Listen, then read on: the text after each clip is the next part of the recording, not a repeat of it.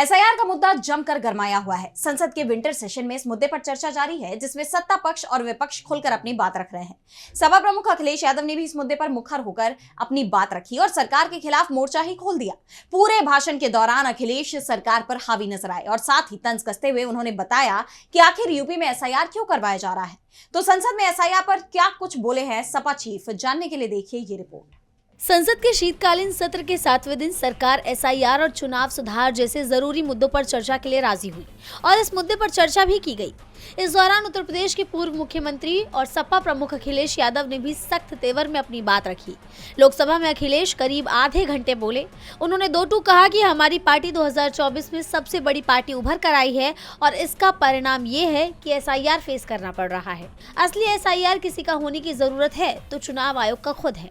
हमारी पार्टी सबसे बड़ी पार्टी उभर करके आई 2024 में और उसका परिणाम यह है कि हमें वो फेस करना पड़ रहा है एसआईआर के बारे में। और आप लोगों को अगर याद हो, जब अयोध्या का चुनाव हुआ था मिल्कीपुर का, मैंने बाकायदा नाम पढ़े थे आपके सामने और नाम पढ़ करके बताया था कि ये अधिकारी हैं जिनकी वजह से हम चुनाव हारे हैं। जहाँ चुनाव सुधार की ज़रूरत है, चुनाव आयोग को अपने आप में एसआईआर कराना चाहिए कि आखिरकार ये गलतियां कमियां कैसे छूट गई। तो अभी असली एसआईआर अगर किसी का होने की जरूरत है तो वो चुनाव आयोग की खुद है।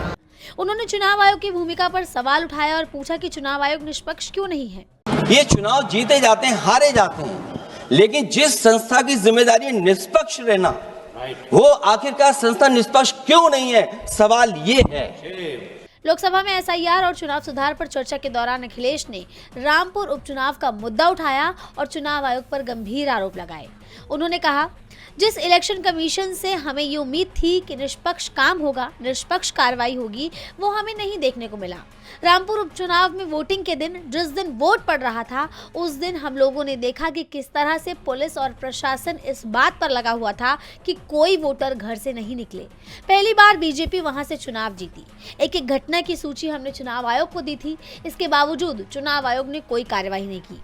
यही नहीं, उन्होंने एसआईआर को एनआरसी करार दिया और कहा कि एसआईआर नहीं है, अंदर ही अंदर ये एनआरसी वाला काम कर रहे हैं, इसीलिए डिटेंशन सेंटर बन रहे हैं।